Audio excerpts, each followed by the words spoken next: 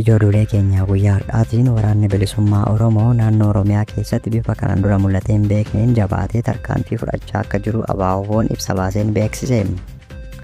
Oduu keenya itti aanuun godinaalee Wallagga Bahaa fi Horroo Guduruu Wallaggaa keessatti sochiin humnoota finxaaleeyyii faannoo hammaataa dhufuun lubbuu hawaasa nagaa galaafachaa jiraachuun dhaga'ameen gabaasa guutuu dhageessu.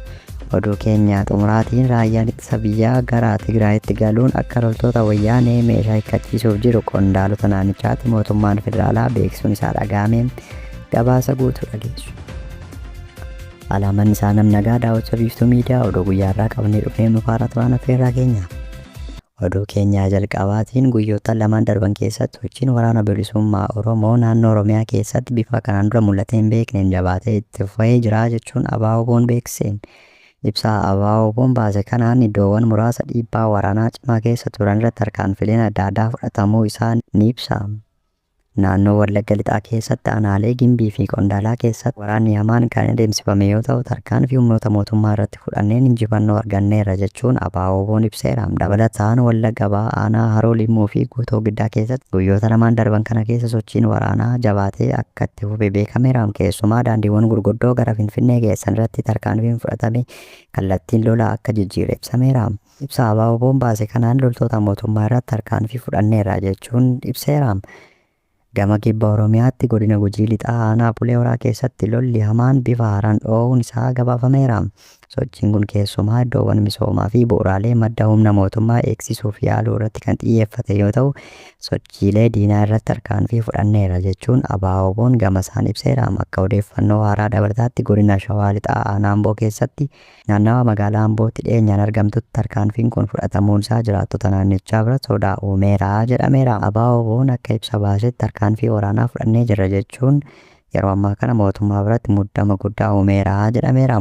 Haa ta'u malee mootummaan federaalaa gama isaatiin tarkaanfii nageenya hawaasaa eegsisuu fudhachaa jiru jabeesseen itti fufaa jechuun dubbateera. Oduu keenya itti aanuun godinaalee Wallagga Bahaa fi Horroo Guduruu Wallaggaa keessatti sochiin humnoota finxaaleeyyii faannoo hammaataa dhufuun dhaga'ame.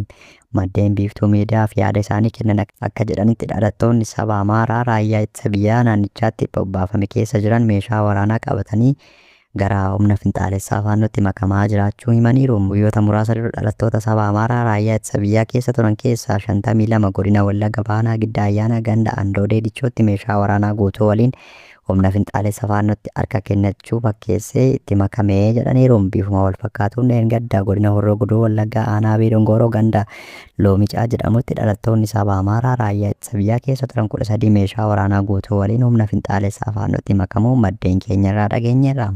Dhalattoonni saba Amaaraa raayyaa ittisa biyyaa naannichaatti bobbaafame keessa jiran raayyaa ittisa biyyaa keessas ta'anii finxaaleeyyii waliin akka hojjetan maddeen ibsaniiru. Guyyoota muraasa dura Andoodee Dichootti dhalattoonni Oromoo raayyaa ittisa biyyaa keessa jiran 40 caalan kan dhuman shira waraanicha keessatti dursee xaxameen akka ta'es beektonni dubbataniiru. Humni finxaalessi faannoo naannawa sana jiru inumaa haleellaa biraatii sochiitti akka jirus dhaga'ameera. Humni finxaalessaa faannoo godinaalee Wallaggaa keessa socho'u Izzii Miizaamoo jedhee of waama. Kutaalee waraanaa jawaaf jala akka qabus biiftuu miidiyaan odeeffateera. Mootummaan humna kanarratti tarkaanfii jabaa fudhachuu dhabuu isaatiin komatamaa jira. Minumaa humni kun akka badu hin barbaadu jedhamees dubbatama. Dhibba darbe opereeshinii humna kanarratti jalqabameen guyyaa sadaffaa isaatti ajaja gubbaadhaa dhufee jedhamuun absifamee jedhameera. Humni kun yeroo uummata haleeluu milishootaa fi poolisiin naannawaa sana akkasumas miseensota humna farra riphee lolaa Oromiyaa muraasa aantummaa uummataa qaban naannicha jirantu hanga humna isaanii uummata irraa ittisuuf socho'uu jedhameera.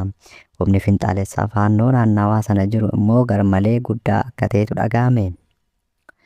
Oduu keenyaa xumuraatiin raayyaan ittisa biyyaa gara Tigraayitti akka galu qondaalota naannichaatti mootummaan federaalaa beeksisuun isaa dhaga'ame. Gabaasni weebsaayitii Afrikaan Konfiidenshaal madda dhimma kanatti dhiyeenya qabu wabeeffachuun akka gabaasetti mootummaan federaalaa buufataalee waraanaa isaa kanneen Tigraay keessa jiran to'achuuf raayyaa ittisa biyyaa gara naannichaatti akka bobbaasu hooggantoota naannichaatti beekseera jedheera. Tarkaanfiin kun muddama gaanfa Afrikaa caalatti hammeessuu danda'a sodaan jedhus uumameera. Weebsaayitiin Afrikaan Konfiidenshaal kan dhimmoota nageenyaa fi tasgabbii irratti xiyyeeffatu odeeffannoo madda keessoo irraa argadhe jedhe kanaan haalli kun duraan mootummaan yeroo Tigraay fi wayyaaneen ibsa kennan waliin kan wal faallessudha jedhameera. Kanaan dura odeeffannoo raayyaan ittisaa gara Tigraay galuuf jedhu hordofuun mootummaan yeroo Tigraay fi wayyaaneen dhimma kana irratti odeeffannoo tokkollee akka hin qabne dubbatanii turan. Gabaasni Afrikaan Konfidenshaal inni haaraan kun garuu mootummaan giddugaleessaa waraana isaa naannicha galchuuf hooggantoota Tigraayiif beeksisuu isaa addeessa. Gabaasni Afrikaan Konfidenshaal torbee darbee giddugaleessa irratti bahee fi xiyyeeffannoo baay'ee hin arganne kun muddamni waraanaa fi siyaasaa kaaba Itoophiyaa keessatti uumame sadarkaa akkamii irra akka jiru ifatti kan agarsiisudha jedhame. Gabaasni kun akka jedhutti Jeneraal Tsaadqaan Gabratintsaay wayyaanee yeroo gabaabaa fi kisaaraa xiqqaan dhabamsiisuun ni danda'ama tilmaama jedhu akka dhiyeessan ibseera.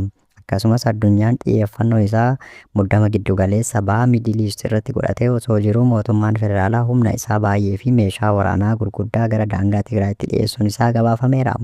Odeeffannoon kun kaaba Itoophiyaa keessatti lola haaraan yoo uumame balaa lama qabaachuu danda'as jedha. Inni tokko tarii mootummaan Asmaraa Eertiraa jiru kuffisuu hanga danda'utti bu'aa qabaachuu danda'a jedha. Tarkaanfichi yoo fashalaa'e garuu Itoophiyaa keessatti sochiin finciltootaa caalatti akka jabaatu carraa guddaa uumuu danda'a jedhu jechuun xiinxaltoonni siyaasaa dubbataniiru.